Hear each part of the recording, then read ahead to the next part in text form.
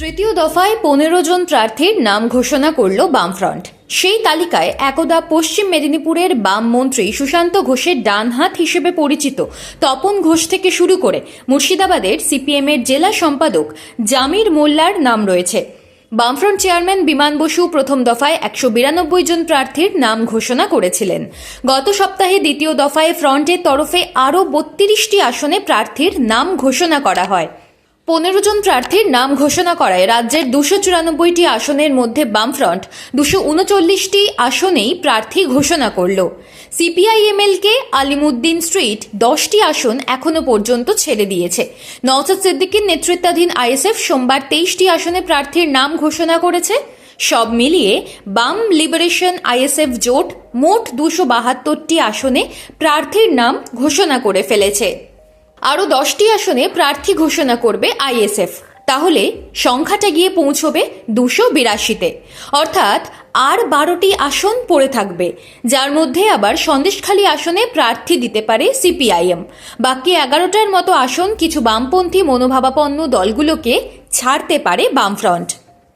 মুর্শিদাবাদের হরিহরপাড়া থেকে প্রার্থী হয়েছে সিপিএমের জেলা সম্পাদক তথা ডিওয়াইএফআই এর প্রাক্তন রাজ্য সভাপতি জামির মোল্লা।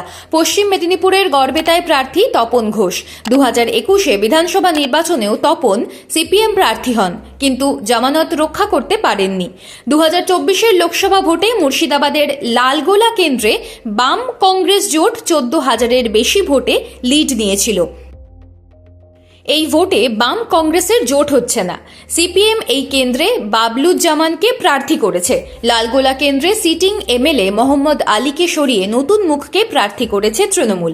একই সঙ্গে বাম কংগ্রেসের দখলে থাকা লালগোলা পঞ্চায়েত সমিতি রবিবার জোড়াফুল নিজেদের দখলে নিয়েছে। উত্তরবঙ্গে আলিপুরদুয়ার বিধানসভা কেন্দ্রে দীর্ঘকাল বাম শরিক আরএসপি প্রার্থী দেয়, কিন্তু এবার এই আসনে সিপিএম নিজে প্রার্থী দিয়েছে।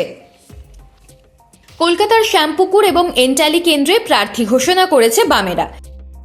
এন্টালিতে প্রার্থী আব্দুর রৌফ দলের জেলা কমিটির সদস্য। শ্যামপুকুরে প্রার্থী হয়েছেন ফরওয়ার্ড ব্লকের প্রাক্তন কাউন্সিলর ঝুমা দাস।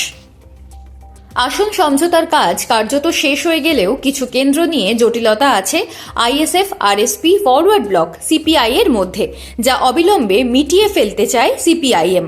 কাল আইএসএফ এর দ্বিতীয় দফায় প্রার্থী তালিকা ঘোষণা, সেদিকেই নজর থাকবে।